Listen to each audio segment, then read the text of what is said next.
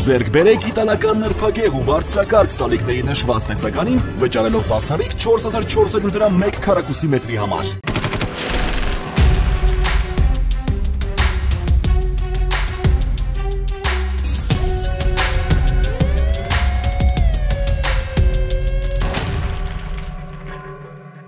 Քննչական կոմիտեում նախաձեռնվել է քրեական վարույթ այն կապակցությամբ, որ Սամվել Կարապետյանը զանգվածային լրատվության միջոցով հարցազրույց տալու ընթացքում հնչեցրել է իշխանությունը զավթելուն Հայաստանի Հանրապետության սահմանադրությամբ չնախատեսված եղանակով Հայաստանի Հանրապետության կառավարության լիազորություններին տիրանալուն ուղղված հրապարակային կոչ։ Հունիսի 18-ին միջնորդություն է ներկայացվել հանրային քրեական հետապնդում հարուցելու մասին, նույն օրը նա ձերբակալվել ու ներկայացվել է վարույթն իրականացնող մարմին, միջնորդություն է ներկայացվել դատարան վերջինիս նկատմամբ կալանքը որպես խափանման միջոց կիրառելու վերաբերյալ։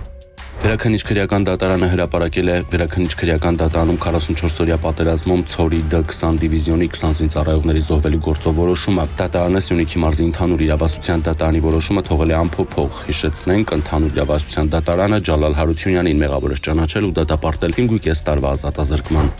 Գլխավոր դատախազությունը քաղաքացիական ավիացիայի գլխավոր վարչության նախկին պետ Արտյոմ Մովսեսյանից եւ նրա հետ փոխկապակցված անձանցից Հօգուտ Հայաստանի Հանրապետության պահանջում է բռնագանձել 8 անշարժ գույք, 2 շարժական գույք, 5 իրավաբանական անձում մասնակցություն, 1 միլիարդ 550 միլիոն 258 հազար դրամ, 8 միլիոն 419 հազար դրամ որպես ապօրինի ծագում ունեցող միջոցների հանրագումար։ Արարատի մարզի Ուրցաձոր համայնքի նախկին ղեկավարը ձերբակալվել է կոմիտեում քննվող քրեական վարույթի շրջանակում, որպես խափանման միջոց է կիրառվել կալանքը։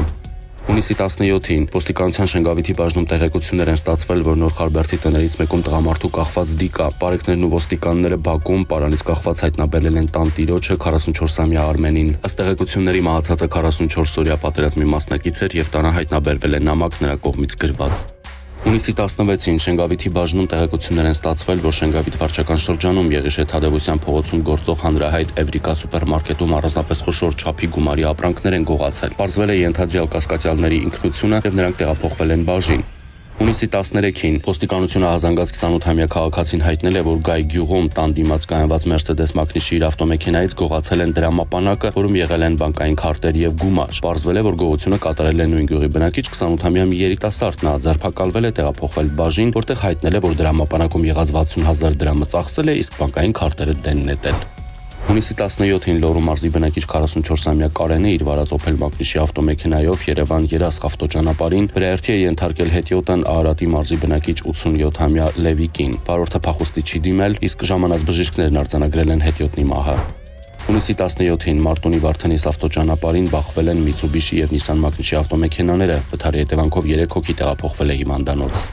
Քրեական ոստիկանության գլխավոր վարչության ծառայողները ծանր հանցանքի վերաբերյալ ստացել էին օպերատիվ տեղեկություն, որ օտարերկրյա մի քաղաքացի պարբերաբար գալիս է Հայաստան եւ կատարում բնակարանային գողություններ։ Տեղեկություններն իրացվեց Գեղարքունիքի եւ Լոռու մարզերի քրեական ոստիկանների հետ։ Հունիսի 9-ին առավոտյան ժամը 10-ի սահմաններում Սևան քաղաքի մի բնակարանից գողություն կատարելուց անմիջապես հետո 63-ամյա տղամարդը ձերբակալվեց եւ իր վարած Mercedes-ով հանդերձ տեղափոխվեց քրեական ոստիկանության Գեղարքունիքի մարզային վարչություն։ Նրա մոտ հայտնաբերվեցին արծաթե եւ ոսկե զարդեր, կողպեկ բացելու հատուկ հարմարանք, տարբեր արժույթի թղթադրամներ։ Տղամարդը խոստովանեց, որ բնակարանային գողություններ է կատարել նաեւ անցած տարվա նոյեմբերի 15-ին եւ այս տարվա ապրիլի 4-ին Վանաձորում, հունիսի 2-ին Վաղաշապատում, մի քանի օր առաջ էլ կրկին Վանաձորում։ Կազմված փաստաթղթերն ու 63-ամյա տղամարդը ներկայացվել են Գեղարքունիքի մարզային քննչական վարչություն։ Նախաքննությամբ հանգամանքները պարզվում են։